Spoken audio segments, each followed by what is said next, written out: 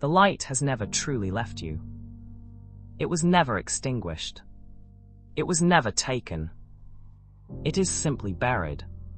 Buried beneath the weight of things that happened to you before you had the language to name them, before you had the tools to process them, before anyone around you even acknowledged that something had gone wrong. Buried beneath the distortion. And that distortion has a name. Trauma. But before you decide that word doesn't apply to you, stay with this for a moment. Because trauma is one of the most misunderstood words in the human experience. Most people hear it and think of catastrophe, of war, of violence, of something so extreme that ordinary people in ordinary lives would never qualify. And so they dismiss it. They carry their weight quietly and tell themselves, it wasn't that bad, other people have it worse, I should be over this by now. And they keep moving, keep functioning, keep showing up. Looking from the outside, completely fine. But here is what trauma actually is. It is not defined by the size of the event. It is defined by what happened inside you when the event occurred, and whether you were able to fully process it. Trauma is what happens when an experience exceeds your nervous system's ability to integrate it in the moment. When something arrives too fast, too painful, too confusing, too lonely, and the system doesn't have the resources to absorb it cleanly. So it stores it instead. Unfinished, unprocessed, held in the body like a file that was never properly closed. Think of your inner life as a signal. A frequency. Clear when you are at peace, when you feel safe, when you are living close to who you actually are. Distorted when the noise gets too loud, when old wounds activate, when the unprocessed past bleeds into the present moment uninvited. Trauma is not just an emotional experience. It is a frequency shock.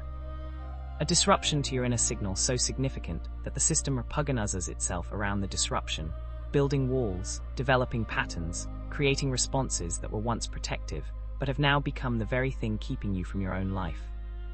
You are not broken. You are blocked. There is a profound difference between those two things. And that difference is everything. Let's talk about the people who will never be described as struggling. The ones who arrive on time, who hold it together in meetings, who answer messages promptly, show up for others, keep their homes in order, maintain the appearance of a life that is working. The high-functioning ones. The ones who, if you ask them publicly, would say, I'm fine, really I'm fine. And they almost believe it. Because the human capacity to adapt is extraordinary.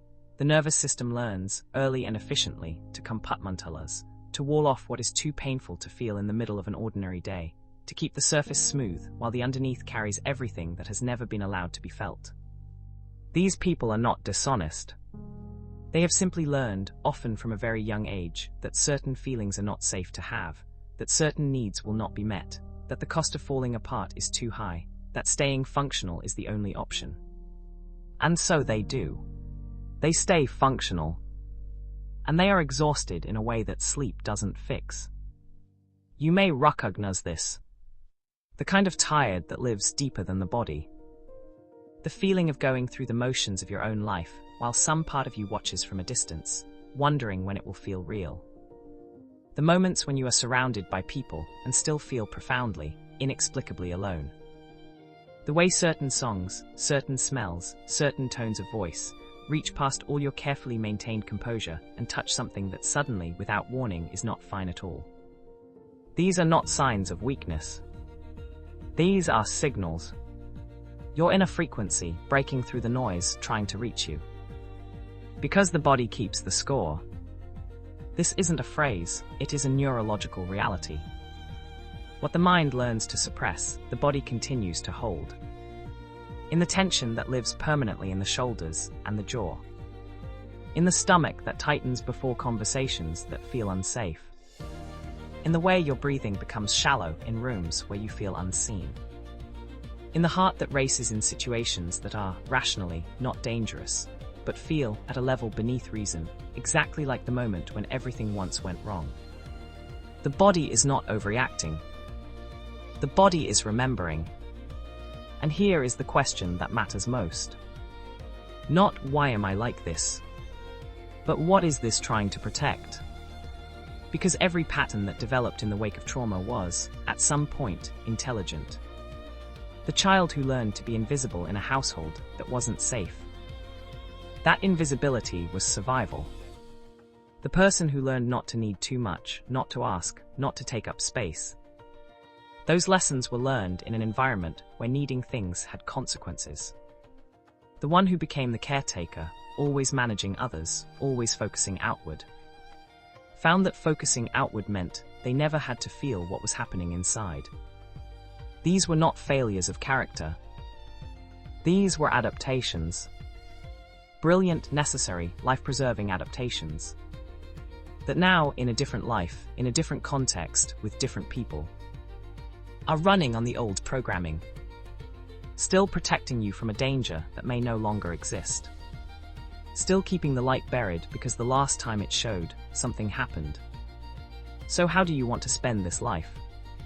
Not the life you perform, not the one that looks correct from the outside. This one, the actual one, the one that is happening right now, underneath everything. This pressure you carry, this weight that has no name on most days, it was never meant to be permanent. It was meant to move. In the next video, we go into exactly how. How the signal gets cleared. How the light, the one that was never truly gone, begins to find its way back to the surface.